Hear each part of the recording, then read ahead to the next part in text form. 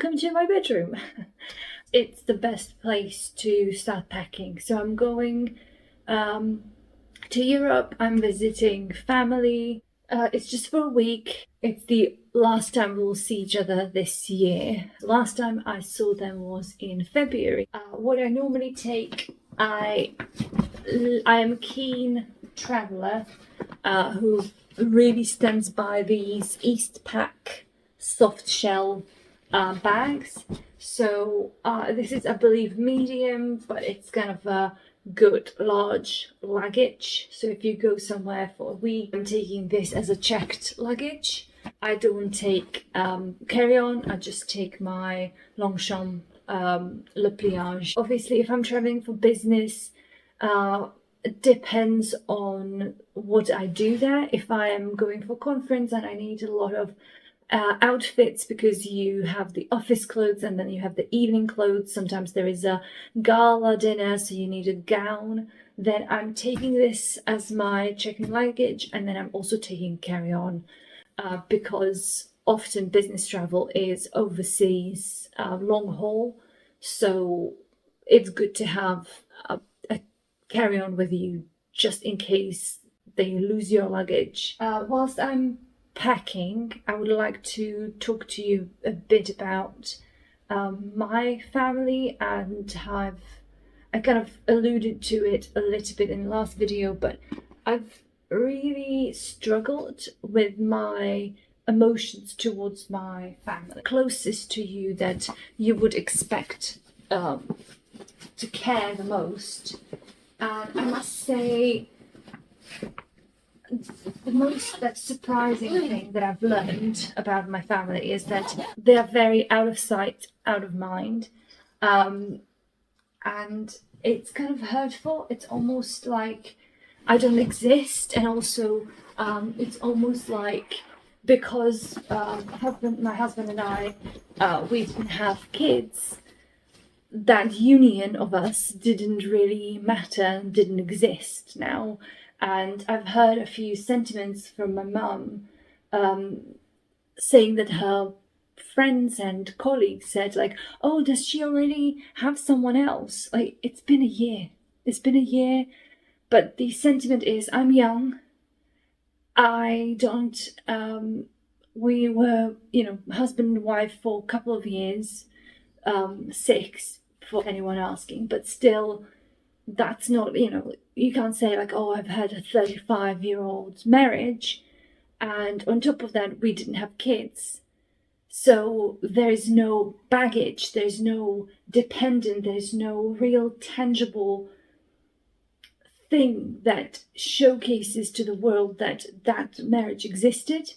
So I feel like a lot of people think that was just kind of like a small, chapter or like a blip in my life, and now the real life will restart, and I will find someone, and that will be the real marriage, because we'll be together for 30 odd years. And it's really hurtful. It's really strange that people still think that. But also, no one really cares. I tried to tell my mum a little bit about this, and she basically said it was my choice to come here, to move away, move abroad, start my life here. I've been here for over 12 years now, but it's like in their mind is like, because I severed that immediate connection, they don't have to reach out. They don't have to think about me, even though we live in the 21st century and everyone has a phone, smartphone, and they can call you. No one really calls me. My mum calls me probably once a week. My sister never. She never calls me unless I call her. So I try to call her once a month. And when I mention it to my mum that it's quite hurtful that no one really cares, she mentions like, this is my pain to carry. This is my unfortunate, really sad bubble, and my sister has a really happy bubble. So she doesn't want to be part of my sad bubble. even though when I say I want to have some contact with them, doesn't mean that I want to use them as therapy. I just want to talk about their day, have the like what's happened, just kind of like a catch up. But because I work from home and uh, I obviously don't have anyone in the house except the dog, I crave connection, and they just don't get it. They just come up with excuses why their explanation is more important than my explanation, saying to people, I'm reaching out because I want to have some connection. Um, it's really odd. I don't know how to explain it. Also, I think a lot of people are quite shocked that when my husband died, no one came, no one visited. My mum came over 2.5 months after my husband passed away for a week, just as like a visit rather than like the aftermath of anything. And no one else, no one came, no one visited, no one cared. They just all carried on like nothing ever happened. And it's really odd. It's really, I don't know, like I feel sometimes like I'm an island for myself. In the same breath, they just talk about like family and like, connection and how everyone cares. I feel like if you do not care, it's like any relationship. Just because you call it family doesn't mean, like, just because we share some DNA doesn't mean that you don't have to care, and that connection is still alive. It's almost like, imagine if you had a friend, and then the friend would never reach out, but because you were friends once, they think that they can reconnect once every 3 years, and you'll be the same person, and you'll be smitten by them, in a kind of friendly way. And that's not it. You need to, whichever relationship you have, you need to nurture it. Otherwise, it's just just words. You're just saying words. It's not real. And I keep saying it to my mum, like, that I am kind of done with my sister.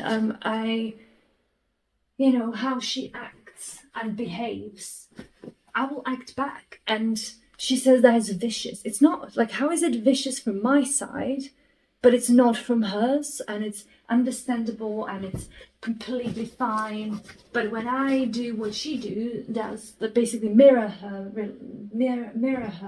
behavior, that I am somehow retaliating.